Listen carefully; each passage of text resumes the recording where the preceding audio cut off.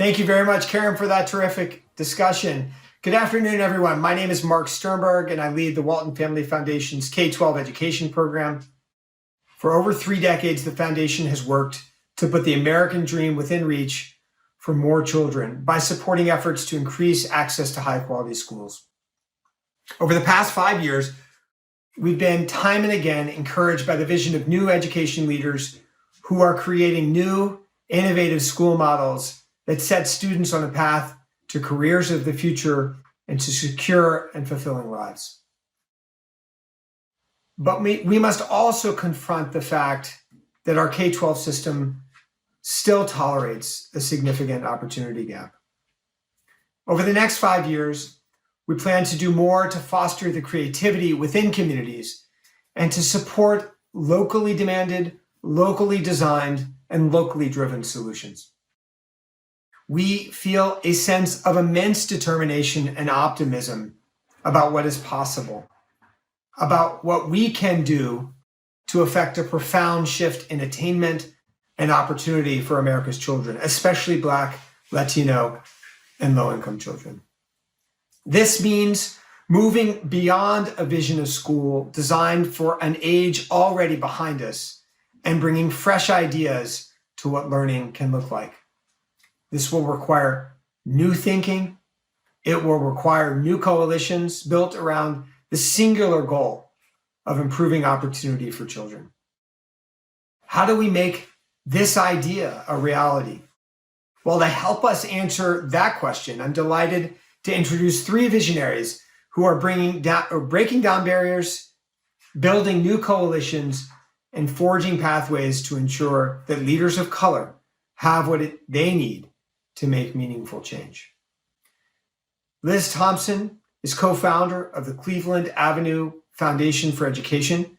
Thanks to Liz's leadership, Cleveland Avenue recently launched the 1954 Project, which aims to raise $100 million over the next 5 years to support Black educators and Black education leaders. We are honored at Walton to support the 1954 Project and are grateful, Liz, for your leadership. Cheryl Dorsey is a trailblazer in social entrepreneurship. She is the president of the Echoing Green Foundation, a global nonprofit that supports emerging social entrepreneurs. While I have spent time with and come to know each of our panelists, I consider Cheryl to be a trusted mentor and counselor. And finally, Pharrell Williams, who needs no introduction. Pharrell is a musician, an entrepreneur, a philanthropist, working to even the odds through education by supporting personalized and immersive learning experiences to help young people become the innovators of the next generation. He is also the founder of Yellow Studio, which is engaging his local Virginia Beach community in developing a micro school rooted in the community's vision for quality education. So now, Liz, over to you.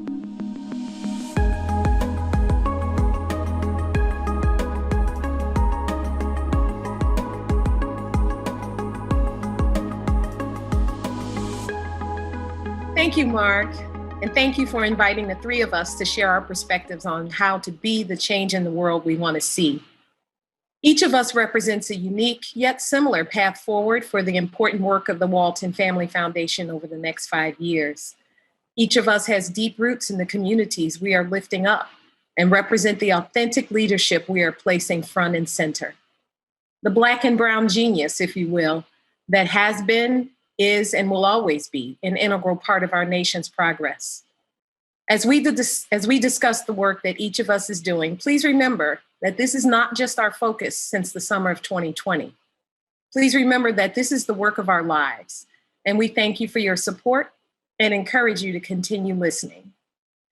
Education has always been of utmost importance to the Black community, from desegregating K-12 schools and colleges to managing historically Black colleges and universities. The African American community has always championed equality of opportunity and access for students because in this country, it has long been the key to social mobility and economic independence. If it takes wealth or access to capital to be a successful entrepreneur, then America's past and present policies that suppress wealth building in communities of color are also suppressing American entrepreneurship. And we're here today to talk about both of these topics, education and entrepreneurship. So please allow me to introduce my colleagues who really need no introduction. And although I know both of them, reading their official bios was an exercise in humility for me. And it took me about an hour to read each one. So please allow me to introduce them in an abbreviated format. First up, Cheryl Dorsey. Cheryl is a trailblazer in the social entrepreneurship movement and the president of Echoing Green, a global nonprofit that supports emerging social entrepreneurs and invests deeply in their ideas and leadership. And now for the abbreviated part, award, innovator, award, presidential administration, board of director, Harvard, and magna cum laude, Harvard. And for me, role model extraordinaire. Next up is Pharrell Williams. Pharrell is a visionary recording artist, producer, songwriter, philanthropist, fashion designer, and entrepreneur. He has been a creative force in the music industry and beyond for more than 2 decades. And now the abbreviated part. Grammy, 10 more Grammys. Academy Award nomination,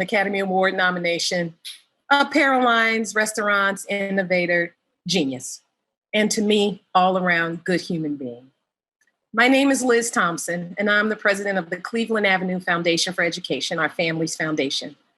I have an electrical engineering degree from Purdue University, where unlike Cheryl, who graduated magna cum laude, I graduated thank you, Lottie. I ran 2 nonprofits and experienced firsthand the challenges for leaders that Cheryl will talk about.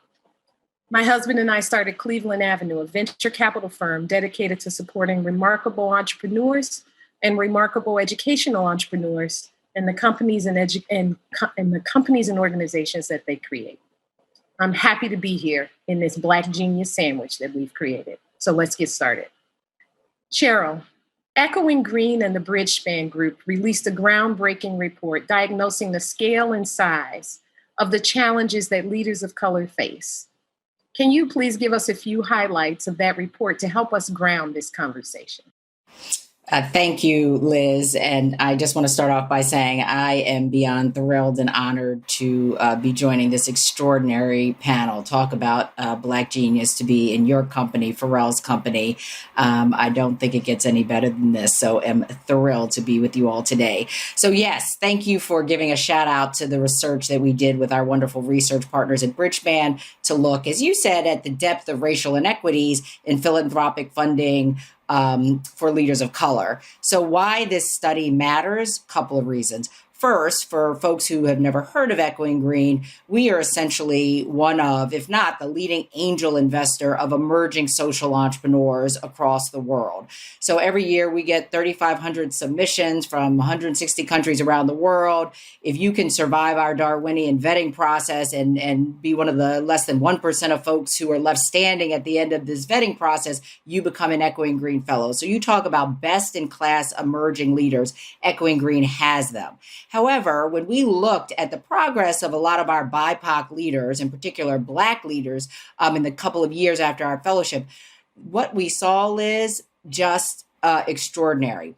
So up to 3 years after the Echoing Green Fellowship, the revenues of Black-led organizations in our portfolio were 24% lower than their white counterparts. When you looked at unrestricted net assets, it was 76% smaller. So that's bad enough. But when you look underneath the Echoing Green community, we were privileged to partner with Open Society Foundations about a decade ago to start a social innovation fellowship for leaders of color, leaders in general who were committed to focusing on innovations to improve the life outcomes in men and boys of color in this country. When you look at these Black male achievement fellows, Black folks in this fellowship, their revenues were 45% smaller than their white counterparts. Their unrestricted net assets, Liz, 91% smaller. I mean, it's just stunning. And it's this impact that these best-in-class global leaders, despite having run the gauntlet of this selection process,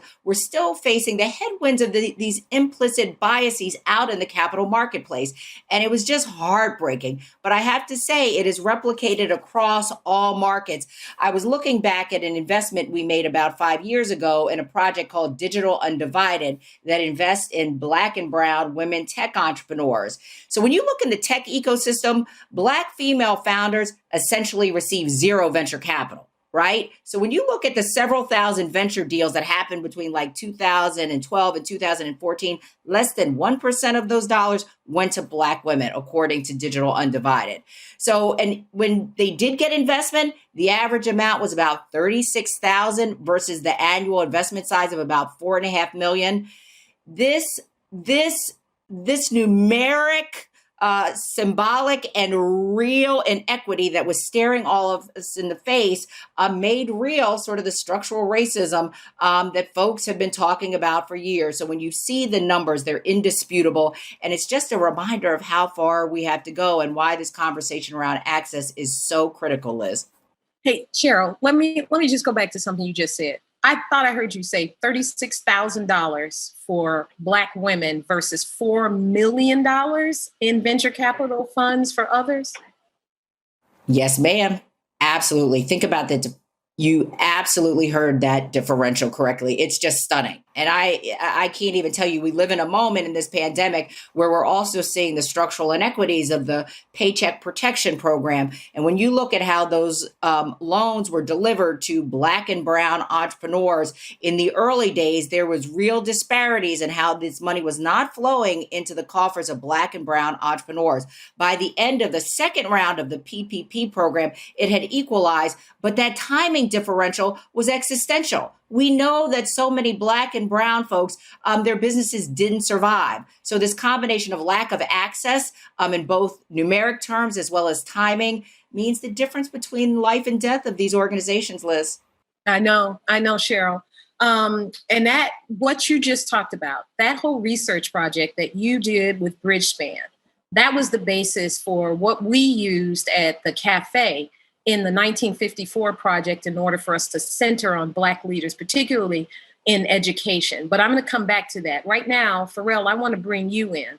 You have a lot going on, my friend, between your efforts in education with Yellow and your work with entrepreneurs.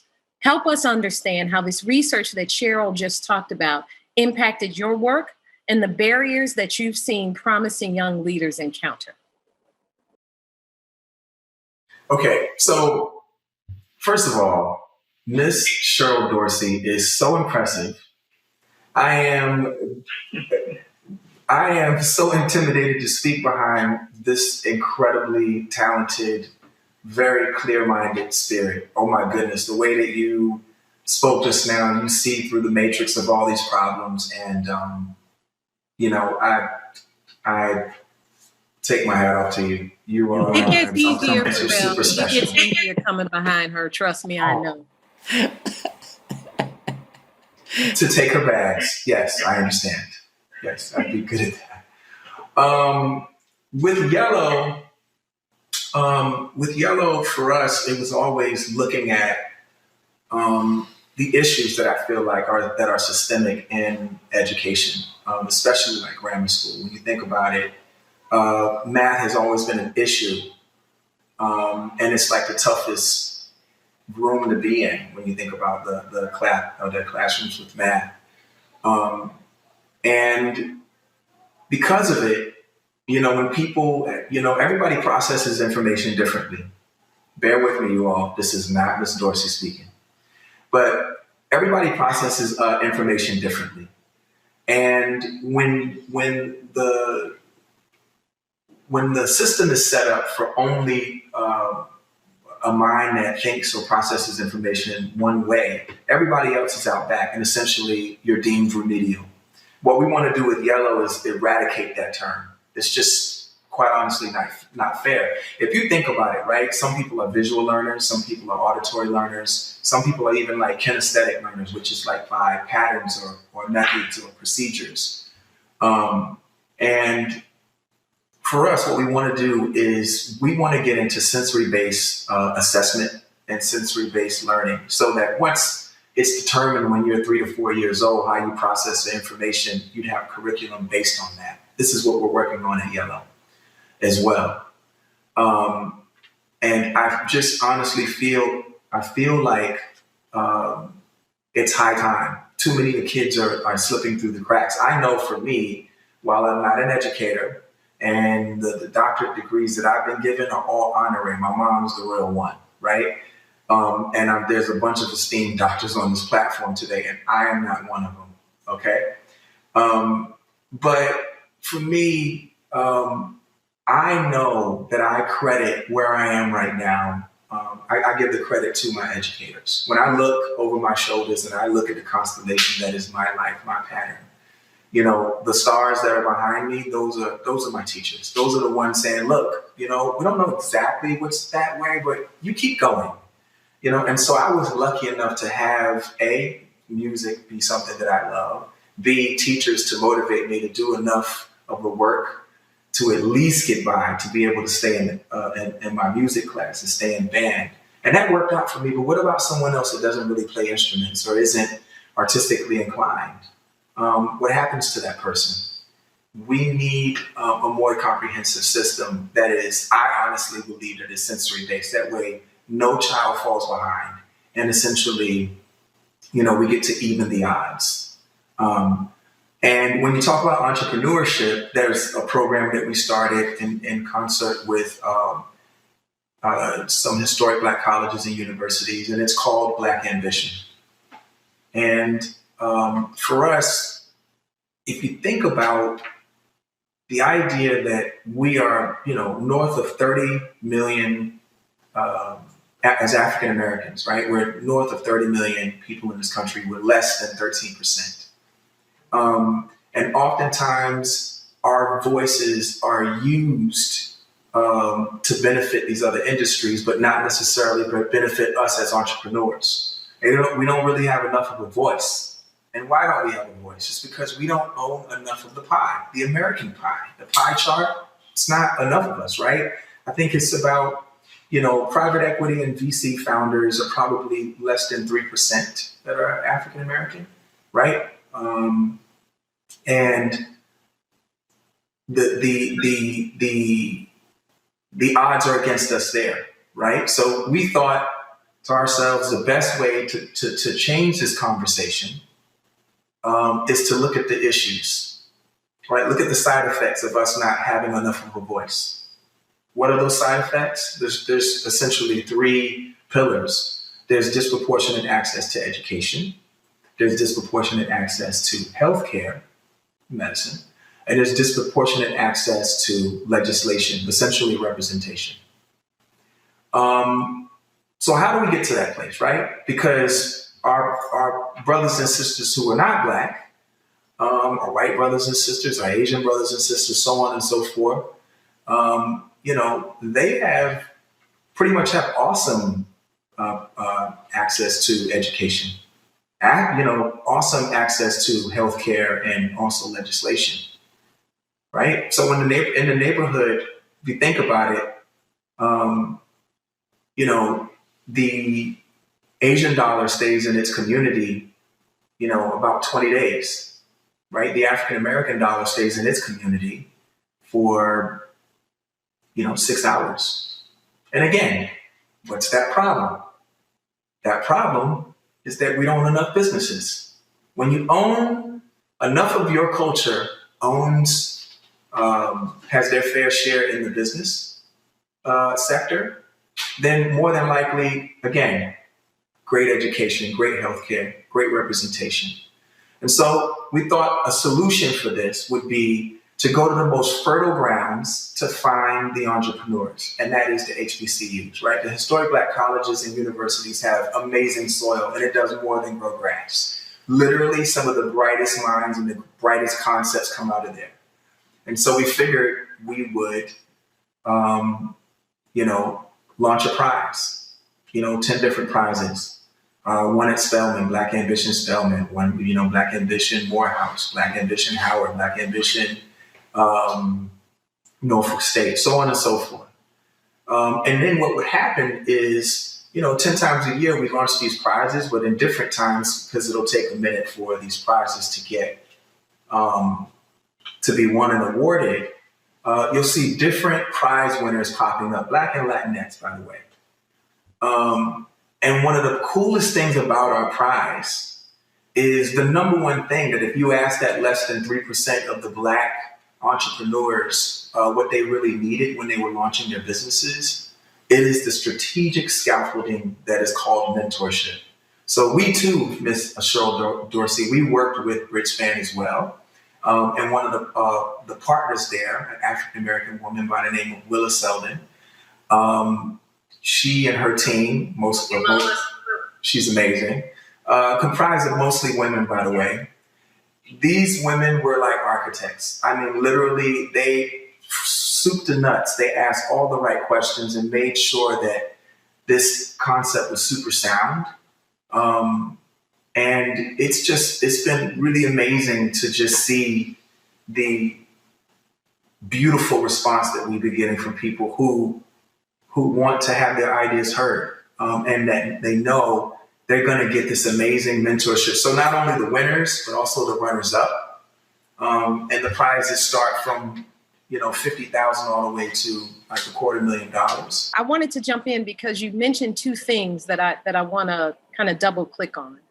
One of them being how important it is to have someone, in your life, someone guiding you along the way, a mentor, but then how important teachers are. And I'm watching the chat as we go and people giving, hands up to the teachers in the world. And I want to just spark there for just a second, because the partnership that we created with the Walton Family Foundation, Pharrell, and you know about this because you've been such a great partner with us in this partnership, along with Walton, is the 1954 Project.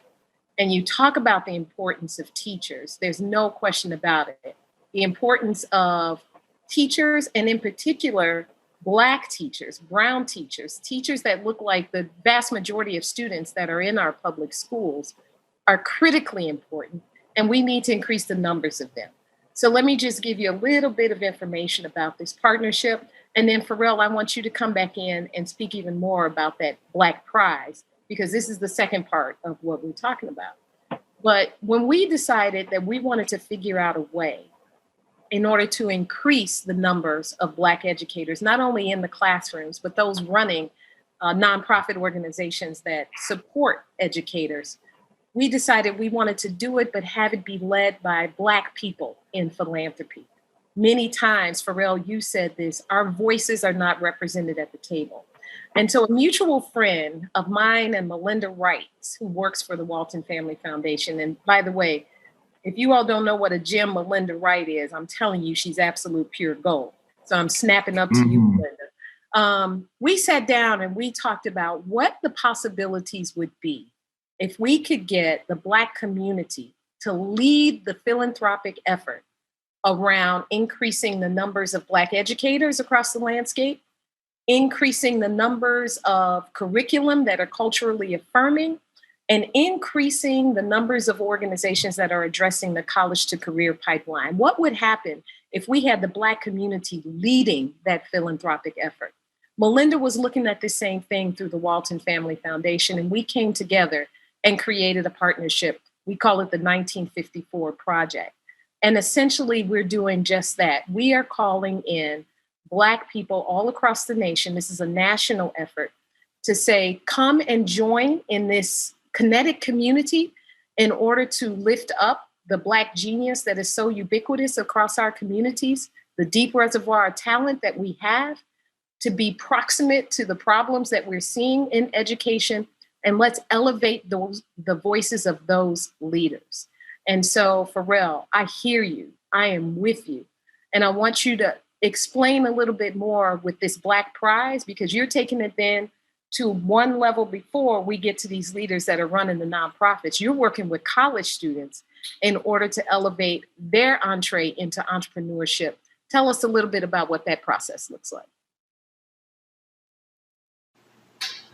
Well, again, it's meant to just demonstrate a couple things. One, that we have lots of ideas. And there's been a significant amount of creativity coming from the genius pool of African American and African diaspora people. historically in this nation. We haven't always been given the credit, and sometimes we haven't always been fairly dealt with. But this is an opportunity for us to do it in large swaths. And the other thing that I really like about it is it's an opportunity to put, our historic Black colleges and universities in light, the way they deserve to be. Again, I cannot put enough emphasis on the importance of the mentorship and how much that really helps people. Because think about it, you may have an amazing idea, but you may not be the best person to run your business. You may not even know that about yourself. And having an incredible team like Bridgespan, which I'm not even sure if there's any men working there, because all I know is women from there, by the way. We had a Bridgespan team, and we had two incredible men, so I can vouch. There's some good dudes there. Oh wow! Okay, cool. Okay, man. From my perspective, it was like superpower estrogen. Love to all the women here on this platform. But yeah, some of the most genius architects ever. And for you to, men, women, and fellow human beings, by the way, whoever is working there, for them to be able to have access to that is just an absolute game changer.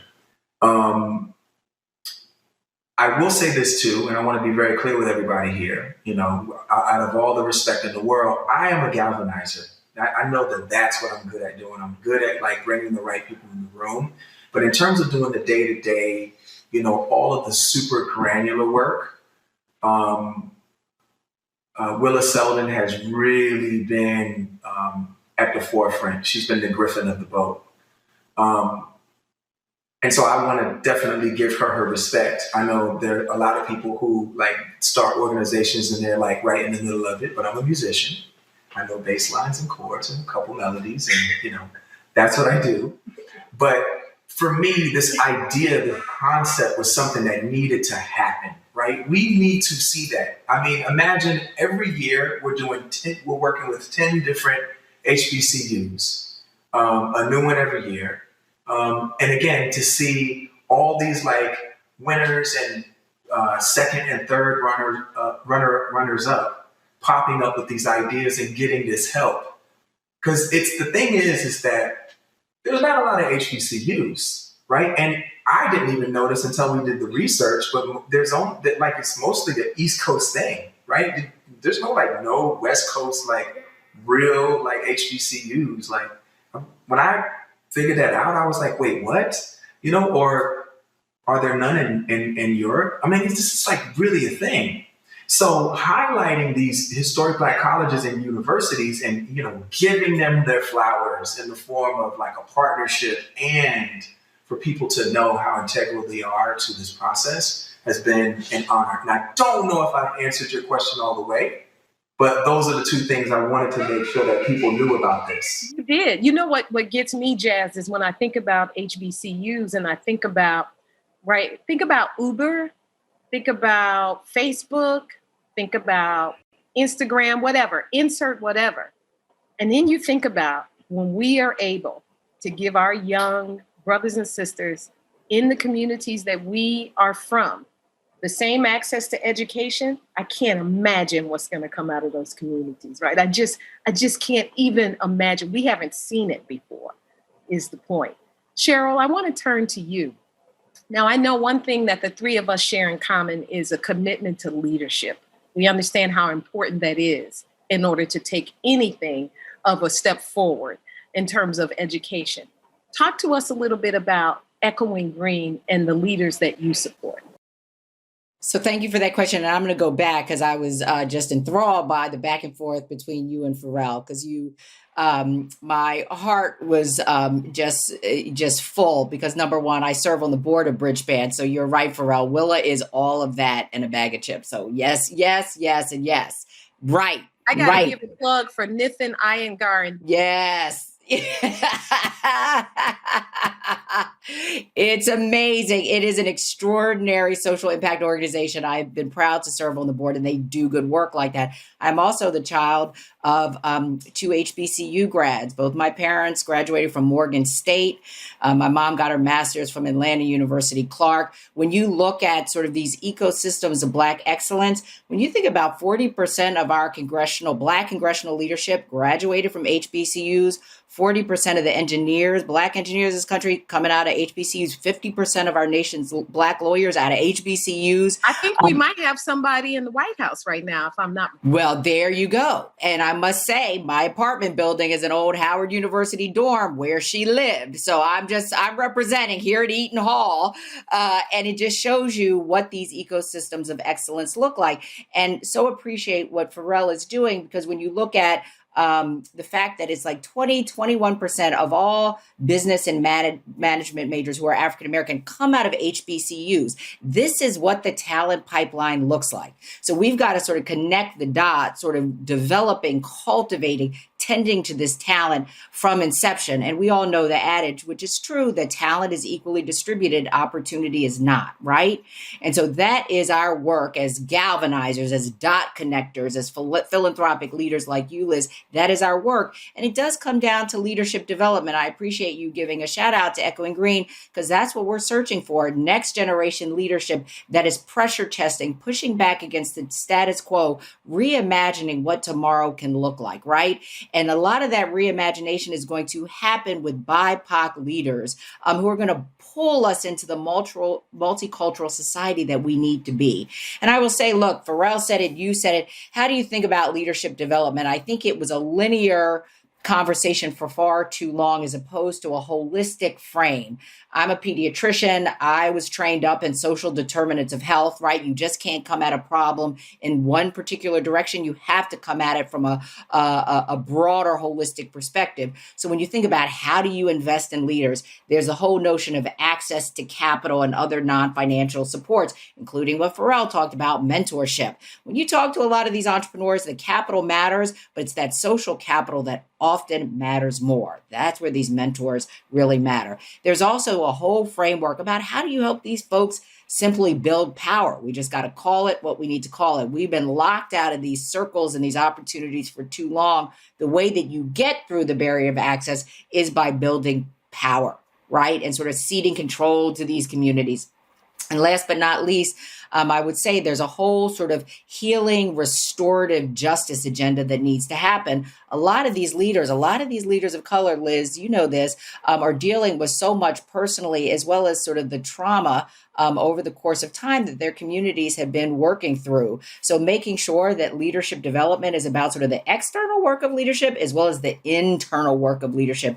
That has to go into every bit of tending to loving up these leaders. And that's the work that we're all trying to do.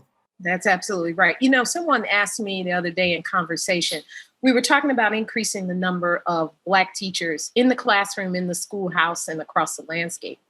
And it was a white person, and they said, is there no room for white teachers in the school? And I said, absolutely. I did not personally encounter a Black teacher, until I was in 8th grade. And so from kindergarten all the way up through 8th grade, I did not have one Black teacher. Wow. And I felt respected. I felt believed in.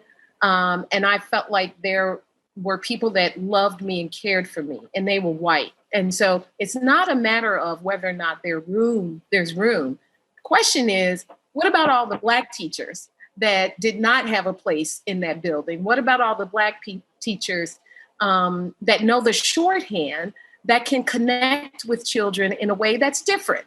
It's not better, it's different, and we need more of them. So it's not a matter, we are not trying to devalue anyone through our collective efforts, particularly not as we try and build up the number of Black educators through the 1954 Project, through Echoing Green, through the Yellow Project.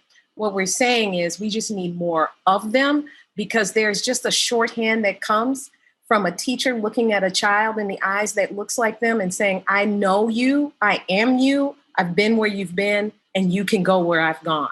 There's just something magical about that we need more of. Along those lines, Pharrell, can you tell us a little bit more when we talk about yellow and when we talk about the different types of curriculum that you're going to have at your school? Tell us why it's so important from your perspective to have that diversity of methodology in the classroom. Don't you have a special gift that you and I talked about before? And doesn't that mean something when other children are gifted in different ways? Sure. So what you're referring to is synesthesia.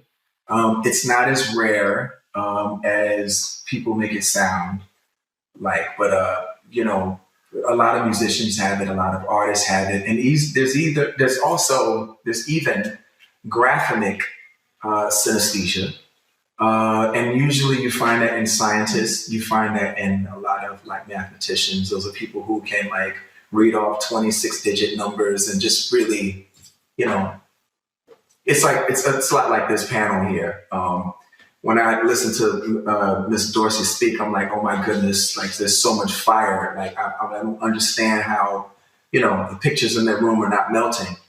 But the people who have like graphic synesthesia, those are usually the genius people who are just, man, they know what they can tell you and figure an equation in 2 seconds. But what about the kid whose brain is just not like that? It's just not wired that way, right? So we always felt like if we could assess and figure out, and I think I covered a little bit of this earlier, but to just go deeper, to just say, if we could figure out how a child mind works, then we can figure out how they process information. If we can figure out how they process information, then we can figure out what their curriculum needs to be moving forward so that they essentially don't miss. You're literally speaking their language. There's a book that I used to be obsessed with called NLP, Neuro-Linguistic Programming. And it talked a lot about like sensory-based communication. For example, a person that's visual will use visual words in their like lexicon. They'll say things like, oh, I see what you're saying, or somebody that's a little bit more auditory, they'll say, what, it doesn't really ring a bell, or someone that's like more kinesthetic, they'll say, what, I get this feeling that, or this feeling in my stomach, there's something, you know what I mean? And usually, kids at 3 and 4 years old, they start to use that language and they're very clear and you can sort of see.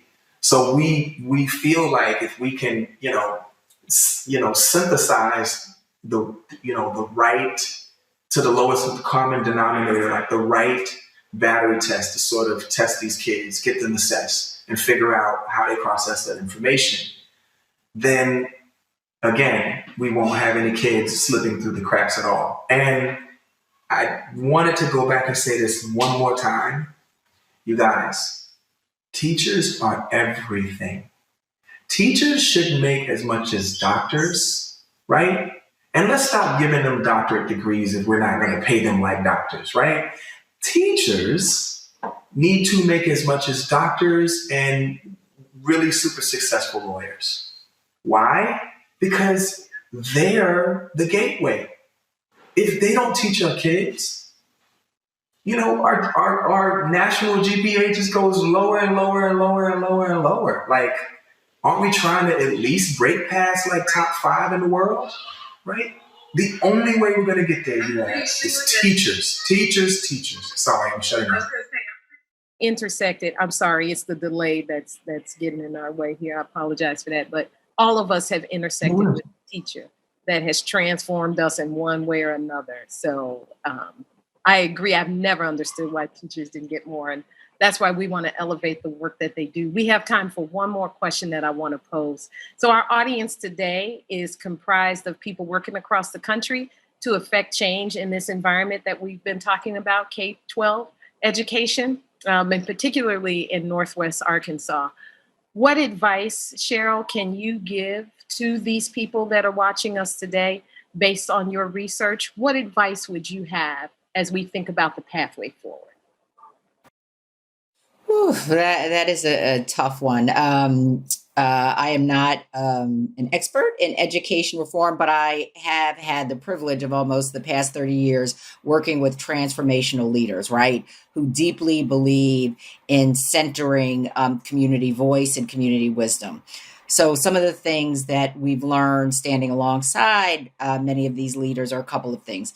Number one is bottom up change is lasting change, right? So, how do you shift power to center these communities and their lived experience? That's the first one. Sort of distributing decision making authority, really powerful in sort of crowdsourcing the kind of wisdom that is required to change these systems that work for too few of us. And the last thing I'll say, we've spent a lot of time following the news lately around issues around misinformation and disinformation, and it's taking on a particular meaning.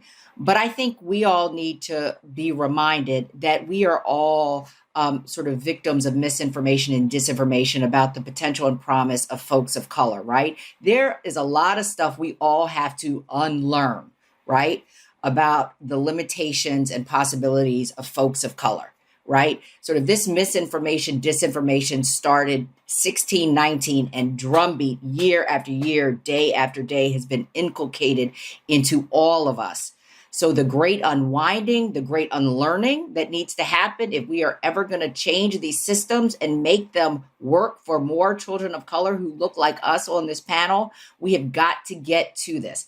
And unlearning is an active practice. It requires curiosity. It requires engaging a broader set of folks who don't look like you and a whole new level of imagination that will take us to where we need to go. And it ain't going to be easy, but we have to do it. We have to do it. It is part of the democratic practice that will save us. So just a couple of thoughts. Yeah, well, that's more than a couple of thoughts. I think you just dropped some wisdom on all of us. And with that, I know that we have run out of time. I cannot thank my colleagues here, Cheryl and Pharrell. You all have clearly laid out a path forward. I appreciate your wisdom. I appreciate your advice. I appreciate your insights. And I appreciate your innovative ways that you're leading. Our job is to go out and support the others that are out there that have these innovative thoughts, who are leading in their own unique ways, and who will be the key to taking us to where we need to be as a community and as a nation. I thank you all. We thank you all for the invitation to be with you today. We ask that you continue listening. These are important conversations to have. And we thank you and have a great year.